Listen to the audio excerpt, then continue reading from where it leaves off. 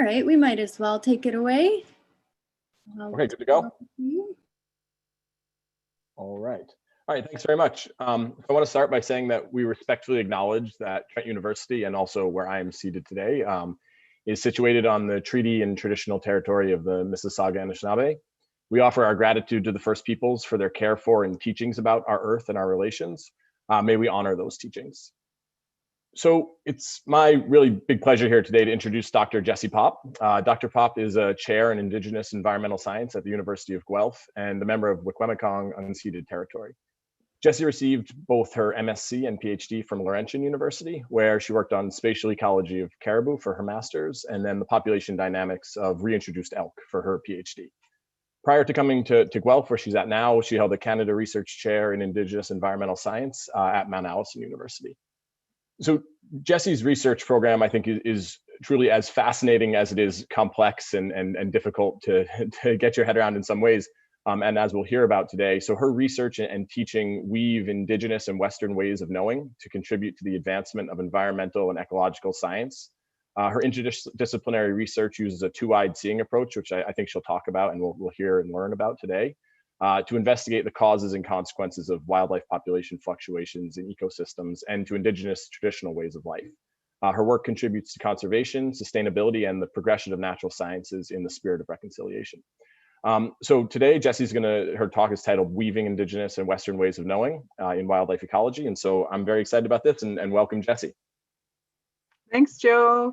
Thank you for having me. Thank you everyone for joining in today. It's a real pleasure to be here. I want to start by saying Ani, Jessie Indigenous with Wikwemikong Donjaba, Makwadodam, Anishinaabe and Dao, Miigwech.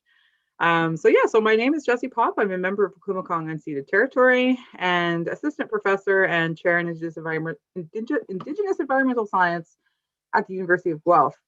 So I'm beaming in today from the Robinson Huron Treaty area, the traditional territory of Atikameksheng Anishinaabe in the Sudbury area. And it's my pleasure today to chat with you about some of the work I do in weaving Indigenous and Western ways of knowing in wildlife ecology.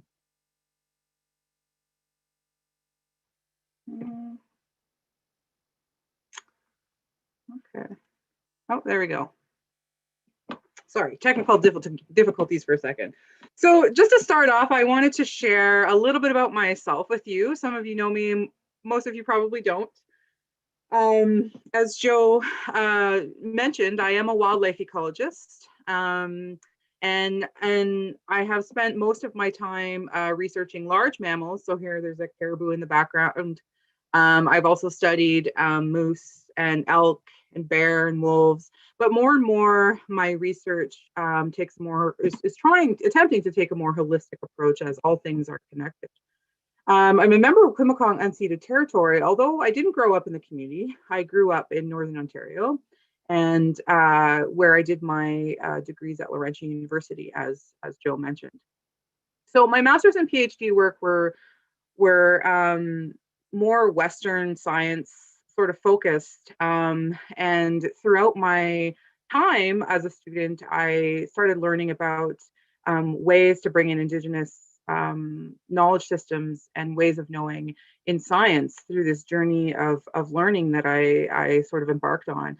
So now the work that I do takes this approach where my lab brings together Indigenous and Western ways of knowing in wildlife ecology.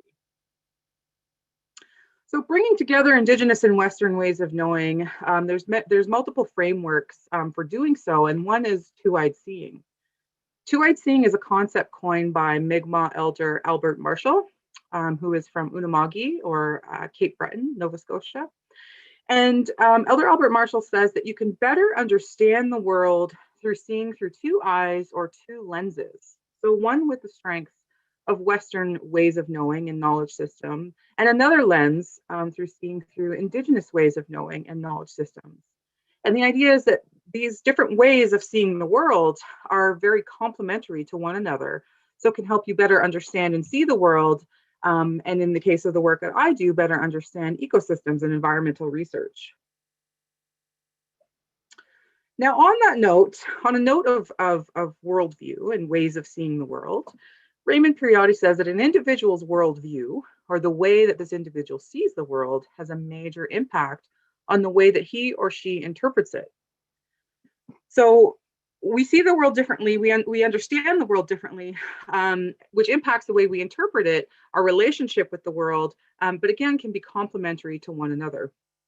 Now, when talking about worldview, I just want to emphasize that worldview can differ among cultures, it can differ among nations, among communities, among families and individuals. We all have different ways of seeing the world. However, Leroy Little Bear, who's the founding director of Harvard University's Native American program, said that given Canada's cultural and linguistic diversity, it's foolish to suggest that a single Native perspective exists. Yet, there are unique ways of understanding events that have demonstrated to me and others that there are culturally specific ways of appreciating what we may have previously considered to be universally accepted ideas. So we all have different ways of seeing the world and worldviews. However, we have these generalities among, for example, Indigenous and Western culture. So there are so many really great examples today of ecological researchers braiding together or weaving together Indigenous and Western ways of knowing, or taking this two-eyed seeing approach in the work that they do. I want to share with you today just a few of my favorite examples to illustrate this. So this example comes from a researcher, Huntington, way back in 1998, where he wanted to learn more about beluga whale life history, factors influencing populations, and so on, but also wanted to hear from elders. Now, elders are individuals in many Indigenous communities who hold on to that knowledge, who carry a lot of that knowledge, as Indigenous knowledge is passed down through generations orally historically, and elders carry a lot of that knowledge. And that's why, it's really important to facilitate those connections between elder and youth to share that knowledge. So intergenerational knowledge. So he was talking to elders about beluga whales. And he said one elder started talking about beavers. Beavers this, beavers that. And as we know, beluga whales are a marine mammal, whereas beavers are freshwater. So he said, I had to at least steer the conversation back to the ocean. He tried doing so, but the elder stopped him and said, don't you see, as beaver numbers increase, they dam up more rivers, which is affecting the fish because the fish can no longer reach their spawning ground, which is affecting fish populations, which ultimately affects the beluga whales because the beluga whales depend on those fish. And he says, I never would have anticipated a connection between beaver and beluga. So this is a great example of, how two-eyed seeing and Indigenous knowledge systems can really illustrate this deep understanding of the land through seeing things holistically, and that all things are connected. And it's a great example of just wildlife ecology in general.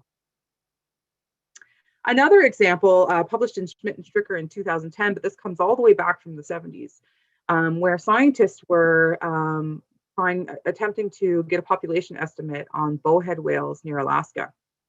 So they did their population survey, and they found that there were less than 1,000 whales. And this was very alarming. This meant a drastic decline in the whale population, so much so that the International Whaling Commission decided to immediately ban all harvest.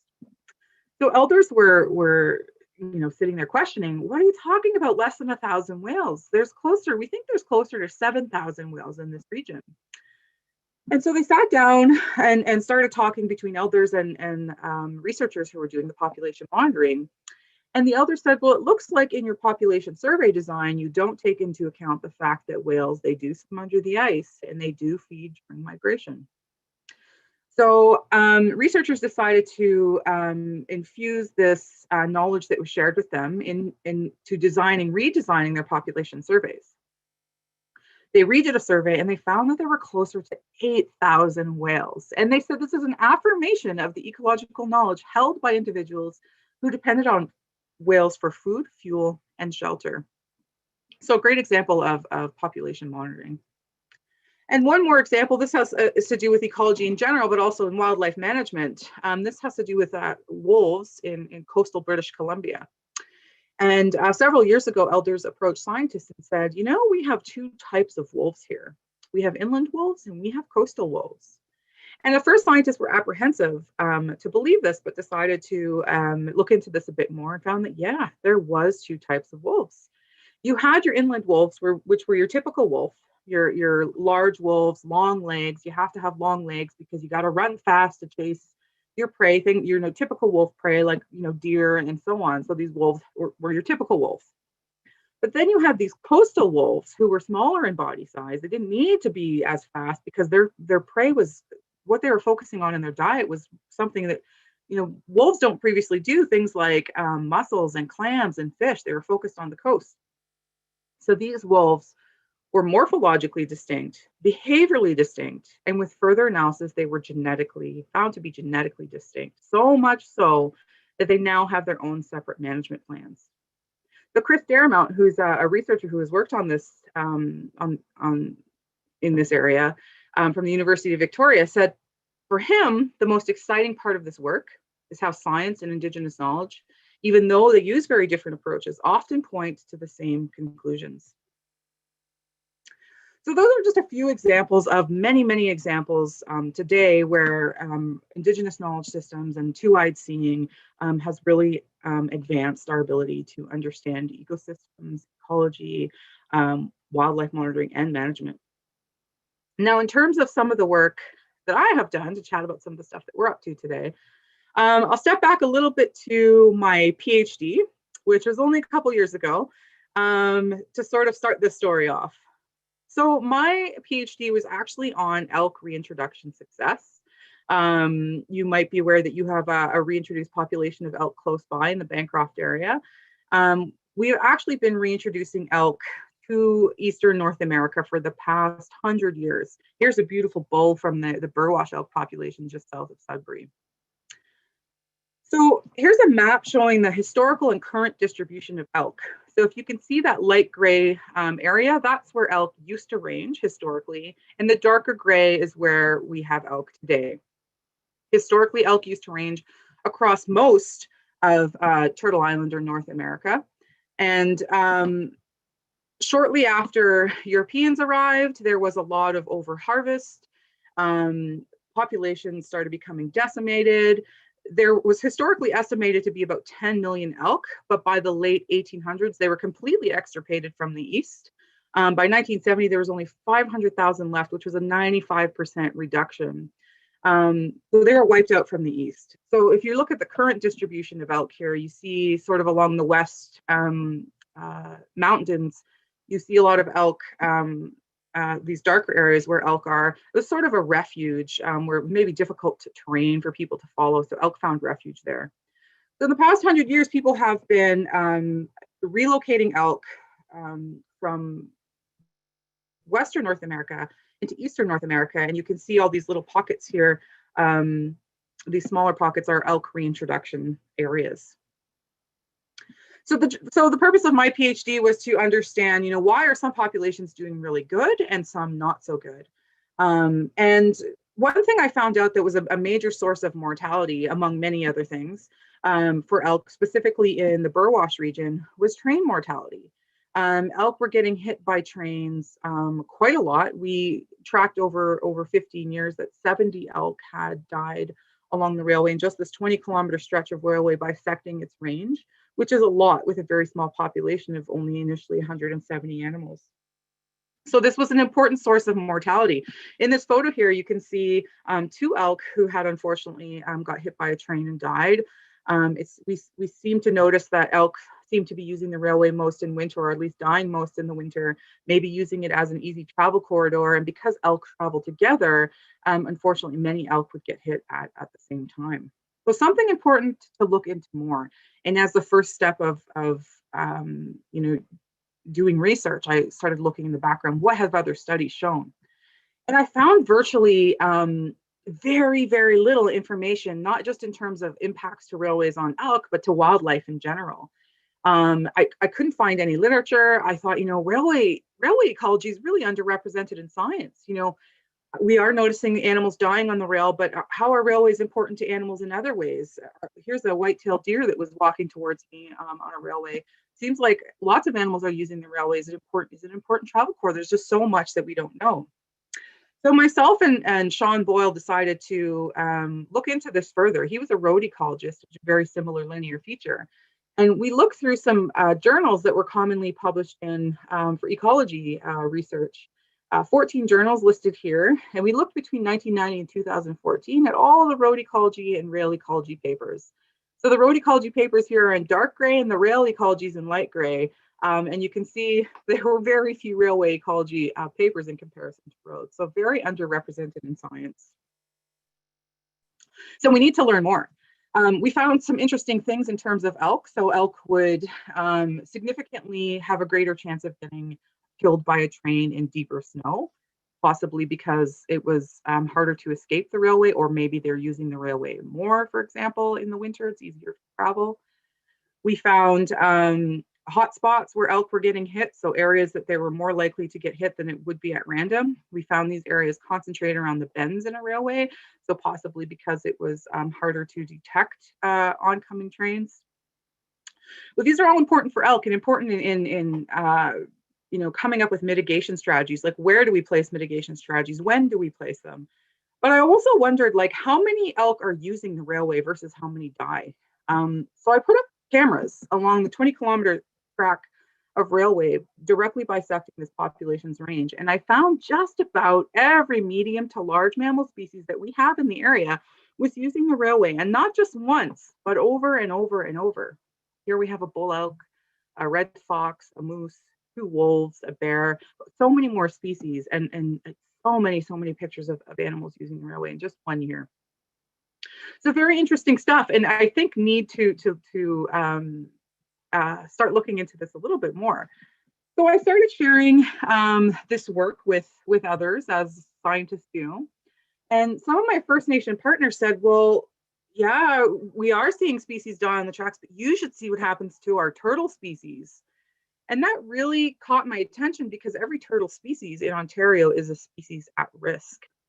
So Magnetawan First Nation, after chatting with Corey Cosmic from Magnetawan First Nation, there was interest in developing a study where we would talk to community members about the impacts of railways to try to learn more. So we started up a co-led project where we were asking community members to share their knowledge about railways. So lots of people talked about lots of species dying on the railway. One person here in Magnetawan said, when you go down the highway where the railway is, you see skeletons of animals, especially their heads, you know they must have got hit by the train. So lots of people talked about all different species that they were seeing. And this project later partnered as well with Shawanaga First Nation, where community members were seeing the same thing. Now, both these communities have a railway going right through their community. So what was interesting was that people started talking a lot about turtles and herpetofauna. Jerry Smith, for example, said, we find lots of turtles on the railway tracks. On hot days, those turtles step over the tracks. They don't even make it across the track, sometimes because they start boiling right on the track there and they die within the tracks. So we wanted to investigate this more. People are seeing these impacts that aren't previously documented by Western science, and this is important. These are species at risk and important to understand impacts to wildlife in general. Not being a herpetologist myself, Corey Cosmic from Magnetawan and myself reached out to Dr. Jackie Litskis, who's a herpetologist at Laurentian University, and together we brought on a student who started doing weekly surveys on the rail, which were directed by the knowledge that was shared with us. So the knowledge that was shared with us told us where to look, when to look, what to look for. So we did these surveys. Every week, the student went out and surveyed the railways in both communities and found a lot of mortalities, especially turtles, even frogs, though, and snakes, things that we didn't previously know about. So here's a snapping turtle. One looks like it dried out and desiccated in between the ties on the railway. The other one looks like it clearly got hit by a train. Here's a painted turtle that's actually looks like it overheated there on the tracks. And it's actually, if you look at its underside, its carapace, it has creosote stuck to it. So it was stuck in this creosote that the ties seep, sort of this turtle tar. So as knowledge shared with us said that turtles, get stuck between the ties and they just boil there. The student was actually measuring temperatures from the air, ground, and tides, and found that the tides could be 30% warmer than air temperature in that summer, up to 52 degrees Celsius. So being a turtle, it would, definitely not good to get stuck there on such a very hot spot. So this is something that previously has not been documented by Western science, and it's important to know. Kyle Vincent, who's a master's student, co-supervised by Dr. Liskis and myself, is now continuing on with this work, continuing surveys and finding very similar things, and trying to understand, hotspots. Where are we seeing these turtle mortalities? Where are we seeing those mortalities, and how can we mitigate these? So if we know where and why we're seeing hotspots, so for example, maybe spots that have a lot of this tar, or maybe there's some habitat features, we can think about placing mitigation strategies. So really important work. And so here I was being, a large mammal ecologist focusing on elk and large mammals. And then this is the number of mortalities that were found through these surveys that were done weekly in the summer. So yes, large mammals have been dying. And you can see these are two communities, Magnetawan First Nation and Shawaniga First Nation, with different shades of gray. But herpetofauna was really getting impacted by railways. So important work guided by the communities that we're working with, something that we may previously not have known about, and we did not know about in Western science, that we're working on today to help protect these species. Another project I'm working on is a moose project, and this one happened. So after leaving my PhD, I started working with the Anishinaabeg Ontario Fisheries Resource Centre on a moose project. Now, moose are declining across many regions of North America, and we aren't really sure exactly why. A lot of elders, community members are saying the same thing. Here at Cree Nation Elders said the moose aren't calling back anymore. They're not calling back like they used to during the rut. A lot of people noticing moose not being around or being active anymore. So scientists do have, a good understanding of factors that impact moose, but why all of a sudden now are we seeing these declines sort of across North America? We definitely need to learn more about this. So working for the AOFRC in partnership with Big Dugong Nishnawbek, which is a community in northwestern Ontario, we started a project to understand moose population decline that brought together Indigenous and Western ways of knowing, but also to develop monitoring tools so that communities could monitor moose in their own traditional territory. This project started off with Big Dugong Nishnawbeg, but later expanded to Mount Allison University, where I was before I came to the University of Guelph, to Laurentian University, and then Shawaniga First Nation and Magnetawan First Nation later partnered on.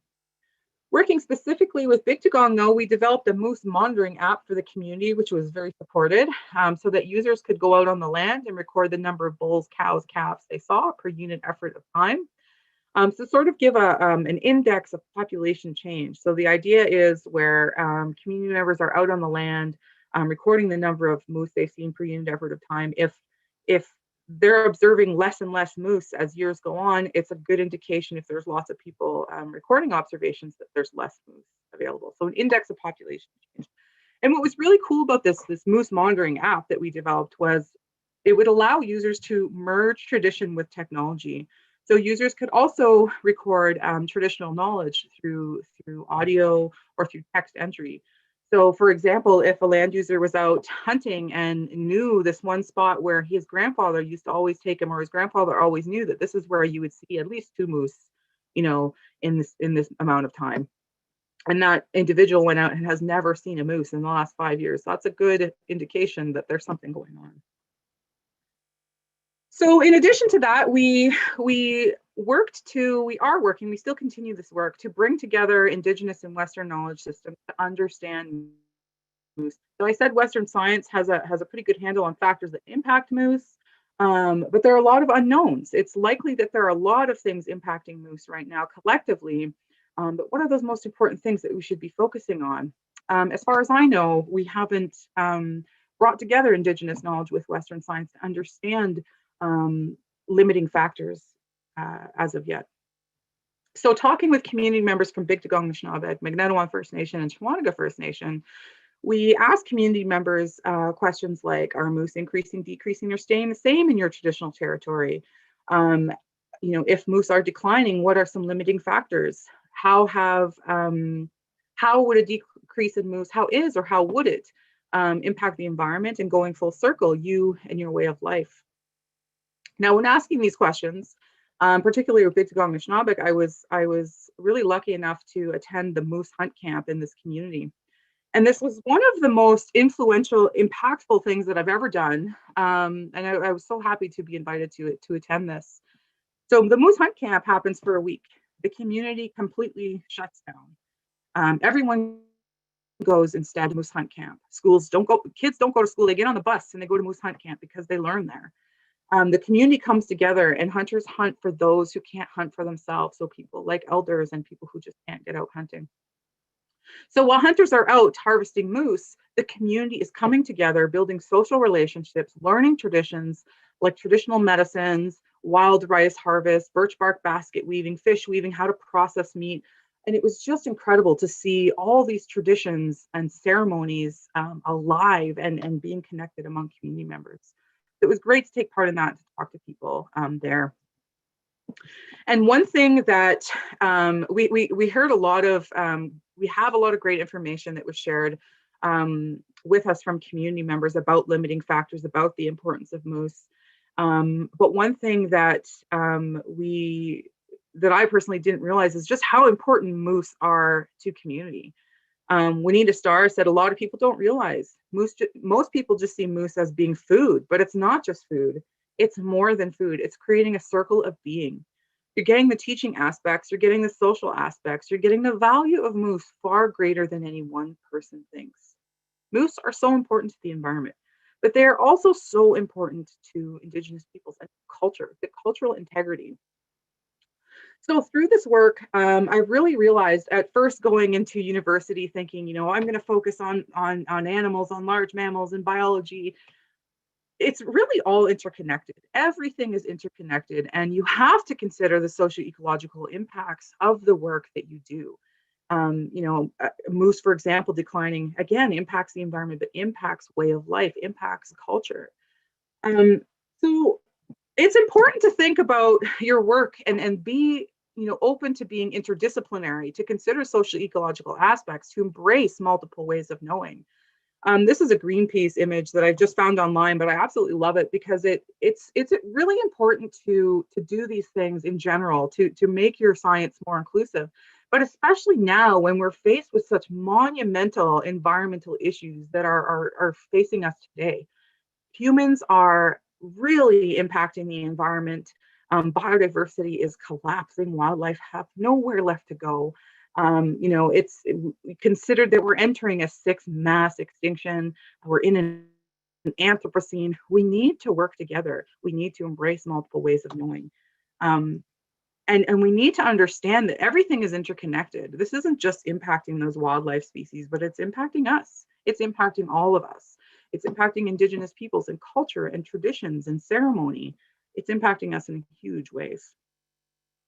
So through this work, I've realized that we really need to listen more. We need to listen to multiple ways of knowing, to maybe think about taking two-eyed seeing approaches, to listen to each other, and to consider Indigenous peoples who are on the land, who are often the first people who are seeing these environmental impacts, and through holistic understandings and intergenerational knowledge, are likely to see, the intricate complexities of these impacts to ecosystems. We need to listen more. And another thing I have come to realize is that there are a lot of huge environmental issues facing us today. Many issues of great importance to Indigenous communities and to everyone. How can we, think about what our research priorities are in this work? How can we come together in working together on different research priorities? So in relation to this, I have partnered with, to examine this on a regional scale, looking at research priorities. Again, partnering with Corey Cosmic from Magneto First Nation and Dr. Deb McGregor, who's a Canada Research Chair in Indigenous Environmental Justice at York University, and Adam Ford from University of British Columbia.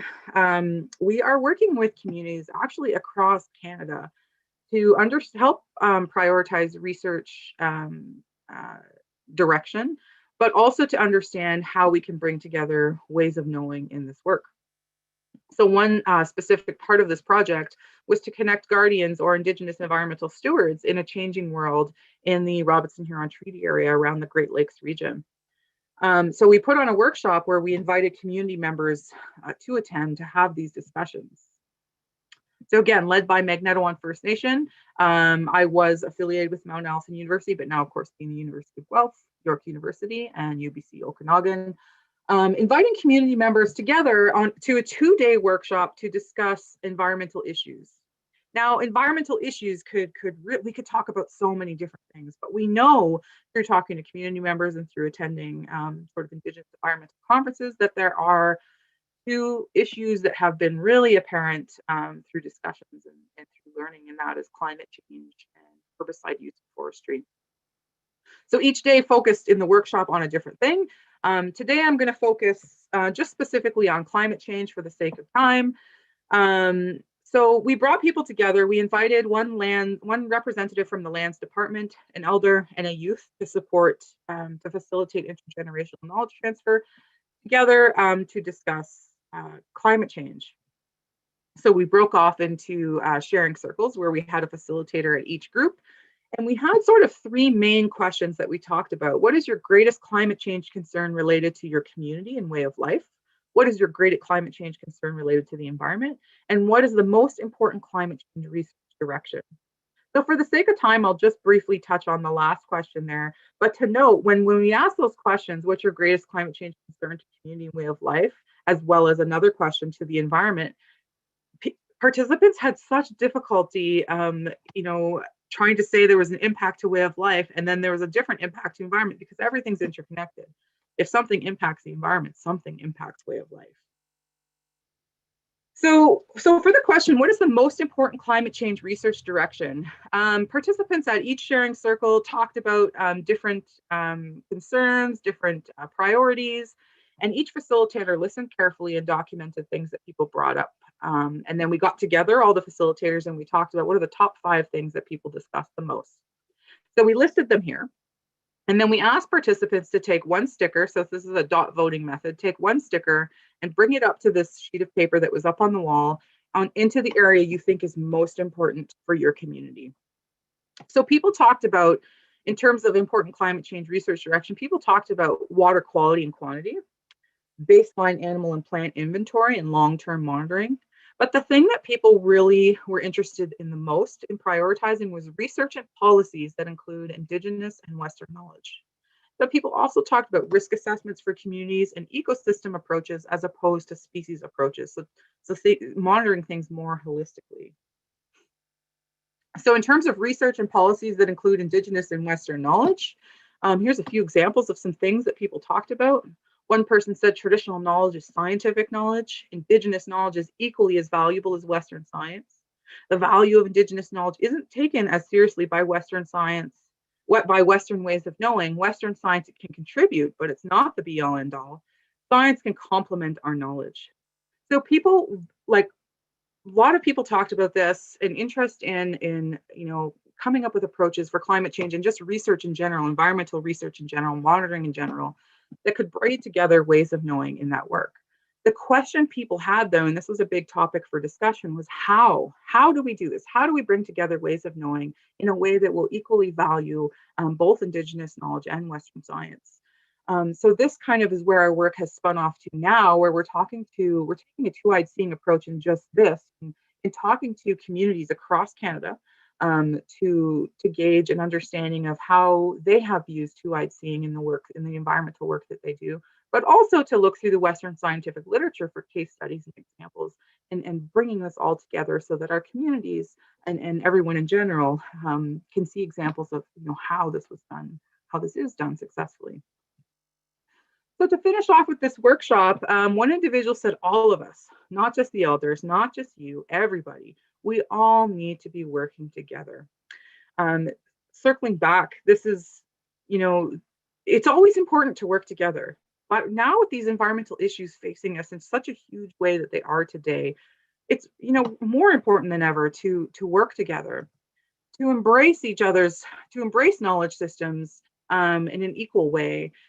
We can, if we bring in two-eyed seeing, we can, and we can respect each other's knowledge systems on an equal platform, we'll undoubtedly start building more stronger and meaningful relationships for co-monitoring, for co-management, for co-research development.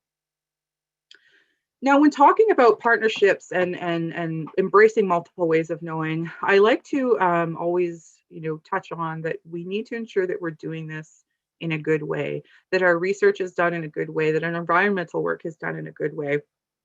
And when I talk about this, I like to mention a braid, which Robin Wall Kimmerer also uses a braid as a metaphor in her book, Braiding Sweetgrass, which is an excellent book if you haven't read it. So in this context, I like to think of a braid and thinking about Indigenous ways of knowing and Western ways of knowing. Now, when you take, so each being one strand, if you try to braid those two strands together and you let go, that braid will unravel. But you have to have that third strand in there, that research or that work in a good way to make that braid stand strong and to make that approach or engagement or research strong. Research in a good way is a huge topic for discussion, something that I don't have time to elaborate too much on today, but I would encourage you to look into this more if you are thinking about two-eyed seeing in the work that you do. Things that you can think about when doing research in a good way is doing work that's community-led or co-led, work that's reciprocal, that's responsible, that gives back to communities. Think about capacity building and training opportunities. Think about intergenerational knowledge transfer involving youth, involving elders, making sure that your work is ethical, making sure that you're following the OCAP principles, for example. So lots of different things to think about. And there's many good books and researchers out there that you can access information on this for. So in thinking in terms of frameworks for partnership, I like to think of the two-row wampum, which is a 500-year-old treaty between the Haudenosaunee and the Dutch. And it's a framework for partnership. So these two purple lines here represent two vessels, one being a Haudenosaunee vessel, one being a Dutch vessel traveling along a river. Traveling along the river, these white lines representing peace, equity, empowerment. So these vessels travel along the river, not interfering into the affairs of one another, but being there for one another for the greater good of the river, or in this case, we can think of the environment. So Jesse Wente, who's an Anishinaabe broadcaster and just so full of quotes, I had the pleasure of attending one of his presentations, and he is just incredible. And in that presentation, he said, in thinking about inclusion and diversity, think of a forest. Is there one kind of tree? No. That tells us the natural way is diverse. The natural way is diverse, and it's important to be diverse. It's important to be inclusive in science and any discipline. But if we can be diverse and inclusive, but also, and that's what we're doing, we're advancing science. We're advancing science, and through two-eyed seeing, if we can do that in a good way, we can make science better and address some of these issues facing us today. So with that, I'll say, Miigwech, thank you very much for inviting me. It was a pleasure to be here, and I would love to answer any questions. Thank you very much, Dr. Popp. That was a really excellent talk. So normally what we've been doing, if you guys feel brave and want to engage verbally, you can unmute yourself and ask questions directly to Dr. Popp. But if it's easier for you, feel free to write in the chat as well. So we can kind of open up the floor for questions for Dr. Popp.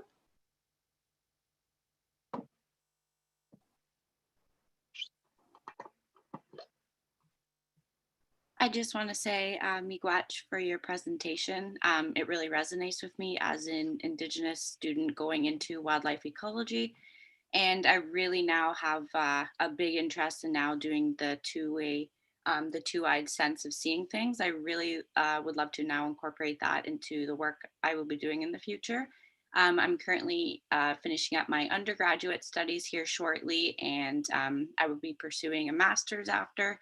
And now it's really sparking a lot of interest, and I really would love to incorporate the two-eyed ways of seeing things into the work I would be doing. And I really want to focus mine on large mammals as well. So your presentation really hits home for me, and just miigwech for your presentation. Thank you. Is it Shyla? Yeah. That's my daughter's name, spelled differently, but that's my daughter's name. Pretty. It's such a beautiful name. I have met maybe one other person named Shala in my lifetime, so that's I awesome. know. It's rare. And thank you so much for your comment. That's really great to hear. And there are a few good scholars across Canada who are doing that work. So yeah, I would encourage you just to reach out to people and see what kind of work they're doing. Reach out to me if you want. I don't know of many who are doing large mammal stuff, but I'd be happy to hear from you by email. And on that note, if anyone does want to reach out to me, you can find me on the University of Guelph website, my email address, but I also have a WISE lab, so Wildlife, Indigenous Science, Ecology. It's just wiselab.ca. Should be able to find me there if anyone's interested in the future. Great. Okay, so we have some questions coming in, so I can read them off for you. So we'll start from the top. So Dave Ireland asks, well, first he says, great talk.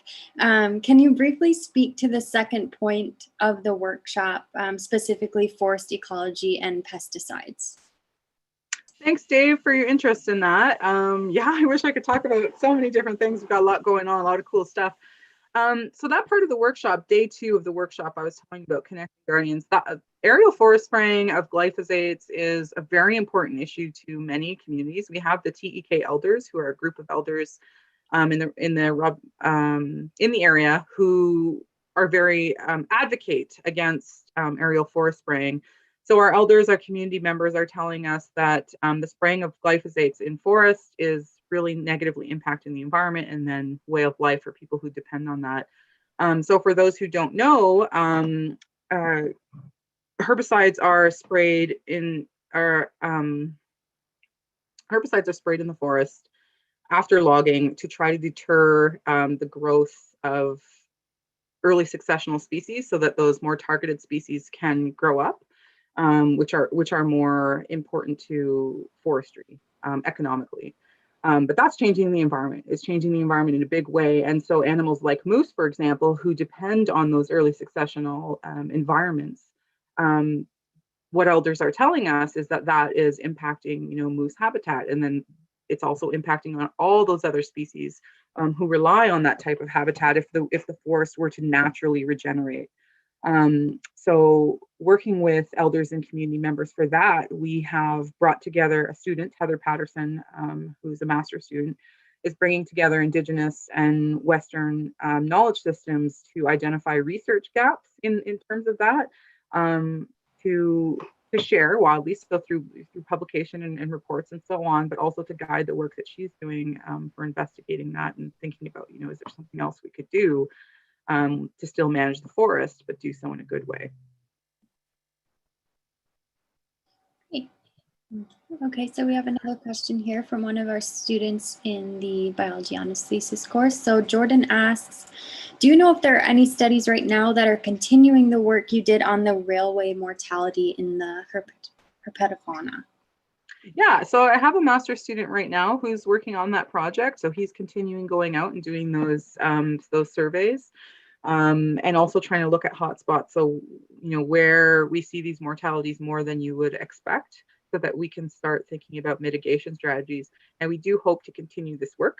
There's a lot of work to be done in this field.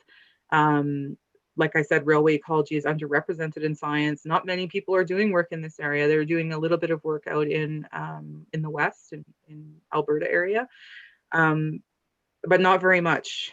So we definitely are continuing with this work, and we hope to develop mitigation strategies in the future in partnership. So something that's definitely ongoing in the lab. Great. Okay, and then we have another question, which I can kind of comment on some of this as well, but from Ian, who asked if there's a way that you could share your slides to help kind of remind us of the important points. So I'll quick speak to my aspect of that. So in the link that everyone was given, there is a YouTube link. So this is being live streamed. And so that link, as long as you have the YouTube link from the email, you should be able to still watch this after. But if you, Jesse, also, if you wanted to share your slides, I don't know if there's a way we can facilitate that, but I can work with you with that too. Whatever you feel comfortable with, of course. Yeah, definitely. Yeah, and it's great that this will be available online. And again, for those of you who want to chat more, can definitely reach out to me by email. Okay, we're getting a few more questions here. Okay, so from Justine, again, amazing talk. So working on such complex and daunting issues, how do you keep hope and motivation to tackle these challenging issues? That's a great question, Justine. Thank you for that question. And yeah, sometimes it can be, not easy doing this type of work and thinking about all these environmental impacts. But one thing that your question reminded me of I should have included it now that I think about it, when we were having the community meeting on connecting guardians, we actually ended one of our reports with, that's the thing about traditional ecological knowledge, is there is hope. So there is hope. I'm very hopeful, and people who I work with are very hopeful. You get a sense of tremendous hope from Indigenous communities when you work with them. As you know, Indigenous peoples have been through so many difficulties throughout the history of colonization, have in the past, dealt with, changing climates and changing environments, and are still here, and are still here, and are still strong, and are, it's very hopeful. Things are changing, but we are working together. When I started thinking about doing work that takes a two-eyed seeing approach many years ago, I was in university. I always wondered, how can my culture be part of science? Like, how can Indigenous perspectives be part of science? I didn't learn about it in school. I didn't at all. I had to take it on myself to engage in a journey of learning about Indigenous perspectives or knowledge systems in science. And I felt like I stood alone at first. Like, I felt like, oh geez, people talking, but that's not science. There's no place for that in science. I felt knocked down sometimes. I felt, nervous about going against the grain. But more and more through this work, I'm finding so many people doing this. More universities embracing, Indigenous ways of knowing in science, more people working together and making big changes. We have Indigenous-led conservation that's super impactful and making, enormous contributions to conservation in general.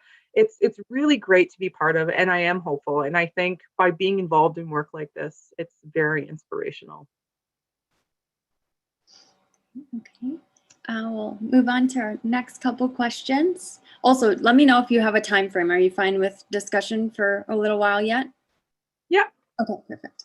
Okay, so another student from our thesis course, Noah, how involved are Indigenous communities in citizen science initiatives? It seems to me that northern communities could help generate valuable data on species occurrences in areas where there wouldn't be much data otherwise. So your moose monitoring app got Noah thinking about this. Yeah, that's a very good point. And different communities, nations are all working within their communities to do environmental monitoring research, for example, working with their communities. Now, not every community, but I do talk to a lot of communities who are interested in pursuing community-based monitoring involving their elder and youth on the land. So it's something that's of great interest. And that's part of the work that we do as well, is we work with communities to develop community-based monitoring. Actually, again, working in partnership with Magneto First Nation. I have 2 students who will be joining our lab shortly to develop biodiversity and moose monitoring tools within the community, but tools that prioritize Indigenous values as well. So we have to think about research in a good way, but also values. So how can we, for example, ensure that we are bringing in elders and youth and allowing those opportunities for intergenerational knowledge transfer? So definitely some exciting things on the forefront there in terms of research. And in terms of community-based monitoring, there's a whole program out there that the government actually funds, Indigenous Guardianship Program, where community members are guardians or Indigenous environmental stewardship are out on the land, monitoring the land, enforcing regulations and so on. So definitely, if you want to learn more, I would encourage you to look into Indigenous Guardians. Okay, so we have 2 more questions, so we'll leave it at that after these 2, if that sounds okay. So one of our audience members, Min, Thank you for your talk. Do you have any thoughts on the incorporation of Indigenous tech, TEK, in environmental assessments and other regulatory assessments? Are these approaches too extractive of Indigenous tech, or do you think these attempts reflect doing collaboration in a good way? So that's a really good question. Thank you. And I think that in the past, there has been very poor engagement with First Nations, with Indigenous communities, through environmental assessments, through research, and just in general. And I think part of that is because Indigenous knowledge systems, Indigenous knowledge sort of became, this exciting resource that people could go take from communities, or maybe they were told from their employers or institutions that, you should have Indigenous knowledge associated with the work that you do. So people were going in and just using it sort of, okay, well, we need Indigenous knowledge for this project, either to get funding or because we're told so, or just because it's a thing to do. And we try to just take knowledge from communities to sort of tick a box. Like, okay, we've done that. We've done the Indigenous knowledge, but now on to the real science, the Western science, which is wrong. So Indigenous knowledge is science. And so there has been a poor history of engagement. And that's why I like to emphasize that you should think about doing things in a good way. And there's many aspects to that to ensure that the people aren't proceeding in sort of that extractive way, trying to take knowledge from community, not coming back to community, never sharing results, things like that. So that there has been a poor history, but there is a way to move forward in a good way. You just have to put a lot of time and effort into learning about those ways and to thinking about those ways and to building relationships. All right, so our last question, again from Dave Ireland. So this is just a quick follow-up regarding pesticides. So in Nova Scotia, they're dealing with forest pests of mega proportions, hemlock woolly, threatens 80 to 100% hemlock mortality within 3 to 10 years, and chemical or targeted treatment seems to be the only way to manage. So how can we co-manage this situation well? Correct me on my pronunciation, with Mi'kmaq colleagues. Mi'kmaq. Yeah, I've heard about some of these issues, and it looks like it says in the question, is the only way to manage, seems like is the only way to manage. I guess a good start would be to chat with chat with Mi'kmaq community members and to find out, like, is there other ways that you can suggest? Like, do you have an understanding of this interconnectedness, that maybe there's other ways to think about managing the environment in a more natural way? So a good place to start, like I like to recommend that when thinking about working with communities, a good place to start is from the very beginning with those people you would like to work with. So like with a great question like this, I would think it would be awesome to sit down and discuss together. Here's an issue, what are your thoughts? Like, how can we tackle this together? How can we think about this together, as opposed to having a research question, something that you've developed or worked on through your institution or through work, and then later going to communities and saying, okay, well, we have this going, we want to bring in your knowledge now. Instead, from the very beginning, working together. That's an interesting. I'm not too familiar with the hemlock issue, but I would be very interested to hear what Mi'kmaq community members have to say about that. Thanks for the question. All right. Well, thank you so much, Dr. Popp. We really appreciate you coming here today. I found your talk especially refreshing, and I think even for all science communities, I think just your message of just listening, I think that's definitely such a valuable message, just to hear different perspectives, because we can get so narrow-minded. It's so easy to do. So that's a really great message for all of us to hear. So really appreciate your work, and thank you so much for spending today with us. Thanks for having me. Thank you, everyone. It was a pleasure to be here. Thank you. All right, take care. Bye. Thanks, Jesse.